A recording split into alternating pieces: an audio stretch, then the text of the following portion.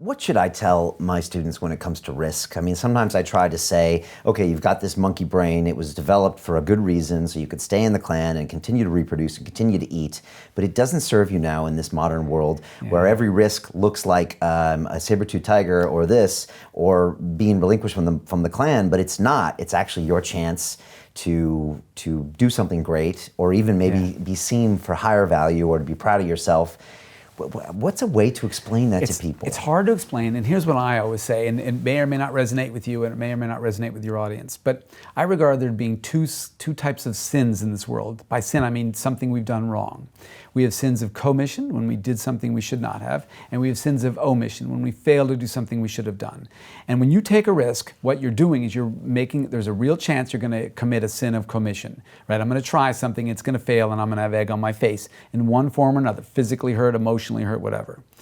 But what's so interesting is if you go back later in life and you ask people about their regrets, unless the sin of commission was awful and they accidentally killed somebody, or some of those really rare examples, they're never on their big list of regrets. They may wish that didn't happen, but it's not a big deal. The sins the regrets that the big ones that people have are always the omissions. I should have taken that opportunity. I should have taken that chance. I should have asked that person out. I should have gone to that new city. Because you know what? From that, a million things might have happened. There's infinite possibility. Whereas I know that if I commit the sin of commission, I take the big risk and fail and there's egg on my face. So there I was in my 9th grade band and we sucked and we got booed off the stage. Well, you know, now that's a funny story. It's not a horrible thing. Yeah, it's not a horrible thing anymore.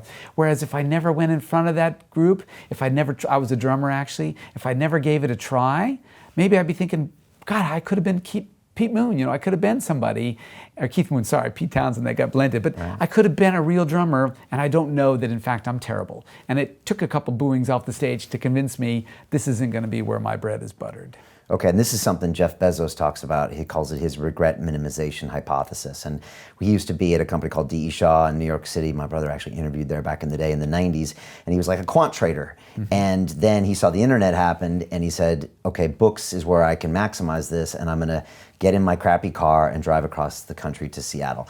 And for him, it was so when he was 80-some years old on his deathbed, he wouldn't do what you just say and look back on his life and said, it's the omissions that I regret, not the commissions. That's exactly right. And he, because he's such a logical guy, engineer probably, reverse engineered it out and said, oh, this is the obvious decision. But most of us see the commission pain is more of an immediate pain. That's exactly right. It's super duper strong immediately, but we don't remember that it fades over time. Massively. And it turns into an asset because it's a funny story. It becomes a fun, unless it went really bad, which they hardly ever do. And even that more time, it can be funny. Yeah, exactly, at least for other people. And so the thing is that, comedy is tragedy plus time, right? And so the thing is that it's super hard to keep that in mind, but it's super important. And I try really hard to say, all right, is this a sensible risk for me? Because you can't take all of them, right? Yeah. Bill's not going to go up on karaoke night. Trust me, that's just painful for everybody. I know that. But there's some risks that make more sense than others. And there's some times in my life, Jeff Bezos, when he's a young guy and it doesn't have any assets anyway, why not risk it all on a new opportunity? Yeah. But when he's got kids to pay for college and all that, it's sensible to be a little less risk-taking. So you got to be wise about when you do it. But particularly when you're young and starting out, or particularly when there's an opportunity that looks like it might be a unique one, then you have to ask yourself, all right, what's the worst-case scenario if I take it, and what's the worst-case scenario if I don't? Right. And if you think about it in the long term, you're absolutely right. You're going to weigh them. And also try to do an unemotional risk assessment. So again, like I tell people to take risks, I tell people don't jump in front of buses, but so often we look at the risk and think it's a life or death situation. But if we're honest with ourselves, it's not. It's a short-term potential humiliation situation, but it's really mostly in your brain. 14 of your Facebook friends might dislike something, but otherwise, it's not as big as you think. No, that's exactly right. And even the really big ones, like even if you stuff it up big time in front of a big audience, it dissipates. It matters to you a lot more than it matters to everybody else. So I go up there, it happens. I give a terrible lecture. I make a fool out of myself.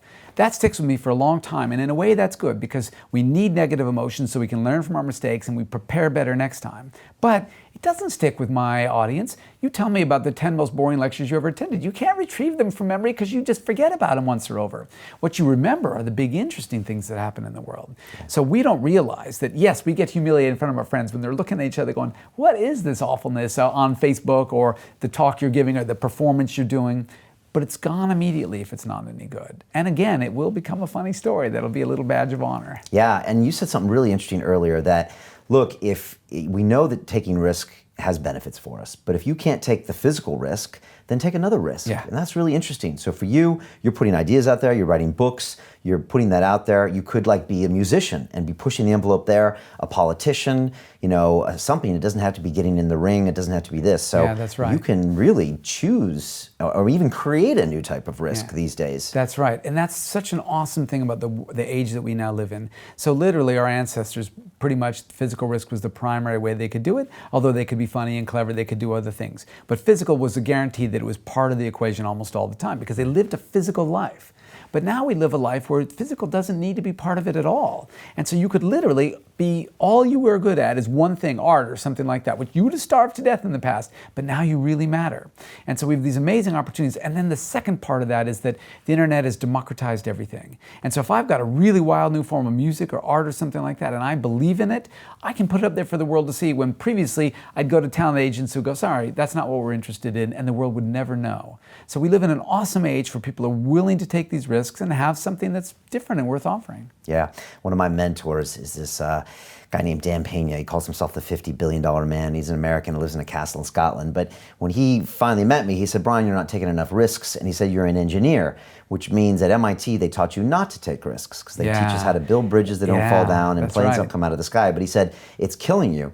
But he says, once you learn how to engineer risk into your life, you're going to be really successful. So I always remember that.